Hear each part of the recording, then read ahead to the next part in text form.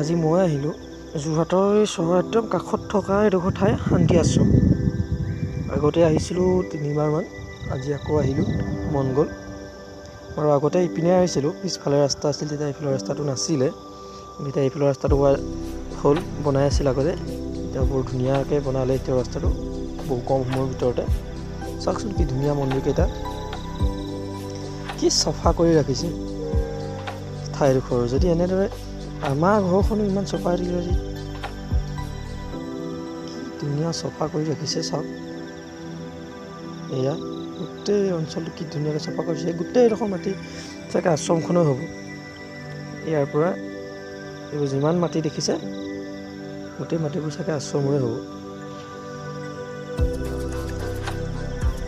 কি চফা ঠাইডোখৰ, ইয়াতে থাকিয়ে দিম বুলি মন গ'লে।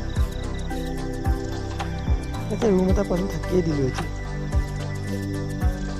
চাওকচোন কি ধুনীয়া। তলত 3টামান মন্দিৰ আছে কিজান, গোটেই 3টাতে বেলেগ বেলেগ চাগে, এইবোৰ বাৰু গম নাপাওঁ। এই আশ্ৰমৰ বিষয়ে একো নাজানো মই ভালদৰে, কেতিয়া কি হয়।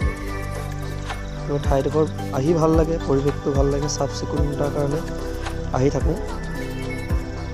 কি ধুনীয়া। আগতে বাটটো এইফালে আছিল, এইফালেদি মানুহ আহে, আমি এইফালে আহিছিলোঁ। লগৰকেইটা ফটো মৰাত ব্যস্ত হৈ আছে। চাওক মন্দিৰৰ ৰংবোৰ চাওক, ৰংবোৰ কি ধুনীয়া লাগিছে। সোঁফালেও আছে বহু ঠাই, নাৰিকল গছজোপাৰ ফালে। এইপিনে এটা পুখুৰীও আছে, দেখাম বাৰু পুখুৰীটো। প্ৰথমতে এইপিনে চাই লওঁ। মইনো কি চাম, মই আৰু চিনিয়ে পাওঁ, এনেই আৰু চাবলৈ মন থাকে। যিমান চাই থাকিলেও আমনি নালাগে এইডোখৰ ঠাই। এতিয়া চাওক, এইপিনে সৰু গেটো আছে, এইপিনেও চাগে আগত অহা যোৱা কৰিছিল।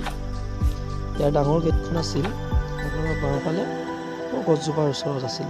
গছজোপাৰ ওচৰত এতিয়া তলা মাৰিটো আছে, ক'লা ডাঙৰ গেট এখন আছে। এইপিনে অহা যোৱা কৰিছিল মানুহ। এতিয়া ৰাস্তাটো হোৱা দেখিয়ে গেটখন তলা মাৰি দিলে। আৰু বলকচোন নাযাওঁ আগলৈ আৰু কি আছে। ইয়াত লিখা আছে জোতা চেণ্ডেল পিন্ধি বাহিৰত, মানে ভিতৰলৈ যাবলৈ মানা কৰিছে। ষ্টেপকেইটাত উঠিবলৈও মানা আছে জোতা চেণ্ডেল পিন্ধি, লেতেৰা হৈ যাব পাৰেতো।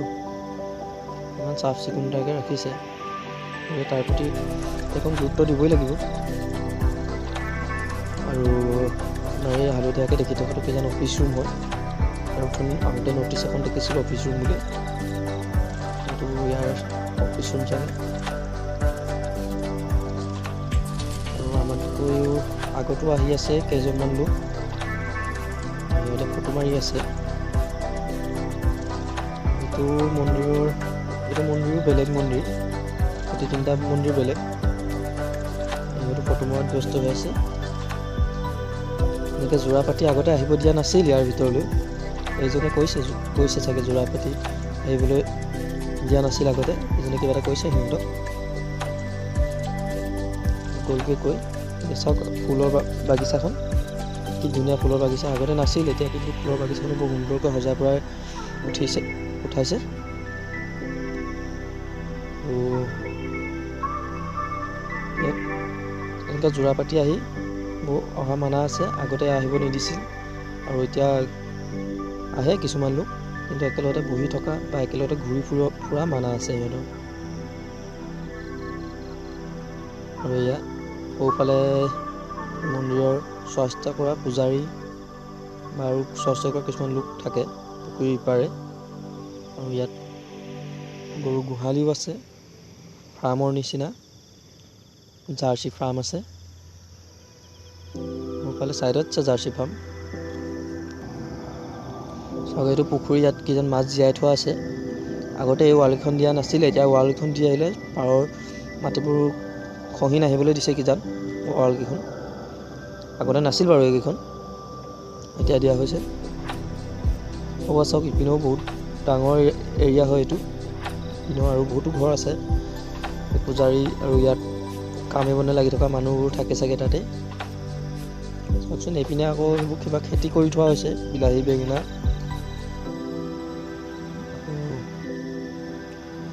ইপিনে এইটো এটা পানী টেপো দেখা গৈছে, এইটো যোগাৰ দিছে চাগে খাবলৈ মানুহবিলাকক।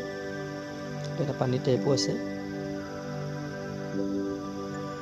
চাওকচোন কি ধুনীয়া পৰিৱেশ।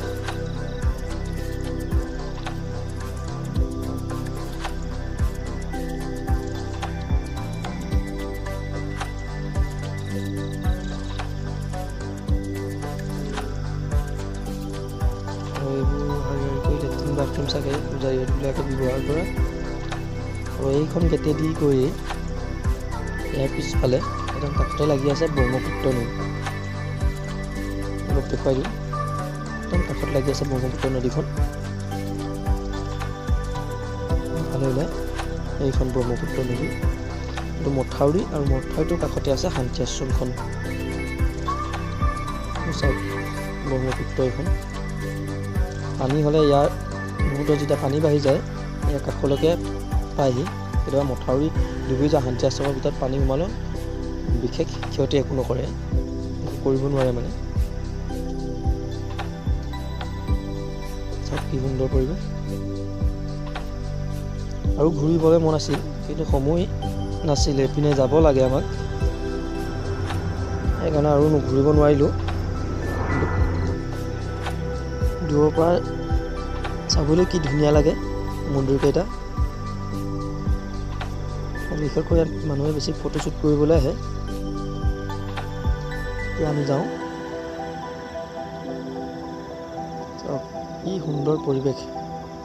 মই ঘৰখনো চফা কৰি পেলাই চামে নেকি? ঘৰ চফাই নহয় বাৰু। এতিয়া বাই।